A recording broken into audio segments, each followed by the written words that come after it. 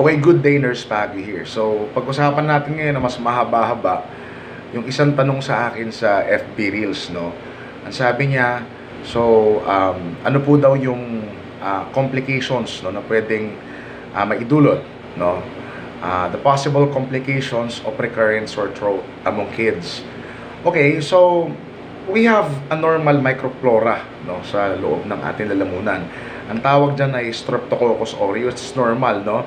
But if the patient or the kids, no, ay sabihin natin napapabayaan yung oral hygiene, okay, pagkatapos hindi nakakainom ng tama ng tubig, okay, hindi nahuhugasan yung lalamunan at mas recurrent din yung pagkain niya o pag-inom ng matatamis, so they're prone to suffer from opportunistic pathogen invasion, and one of that is yung tinatawag nating Streptococcus aureus infection. So ano mga manifestations, no, na meron ng isang bata, no, na posibleng, no, may Streptococcus aureus infection, no? Siyempre yung patient natin pwede nakakaranas ng redness or pamumula ng lalamunan, no? At even your oral mucosa, no? Tapos aside from that, sore throat, no, namamaos. Sometimes the patient is suffering from fever and chills, no? Mahina yung bata, easy fatigability.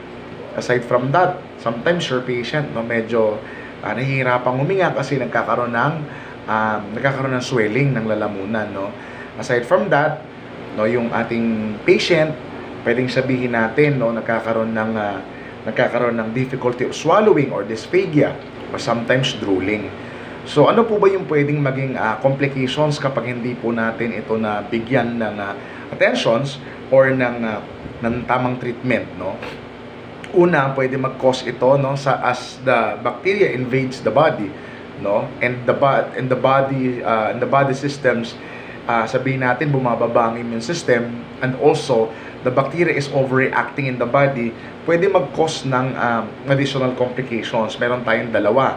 So what are those complications? Pwede mag-cause ito ng cardiac anomalies, which is called rheumatic fever or RF. At yung isa naman, yung tinatawag ninyong kidney damage, which is yung AGN or acute glomerulonephritis. So dapat po yung ating mga bata, no, dapat po napapa-check up, nabibigyan ng tamang lapat ng treatment, no.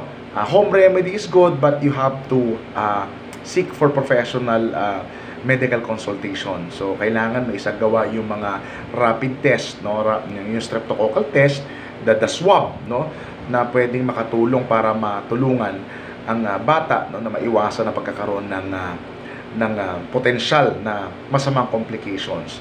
So tandaan, ingat,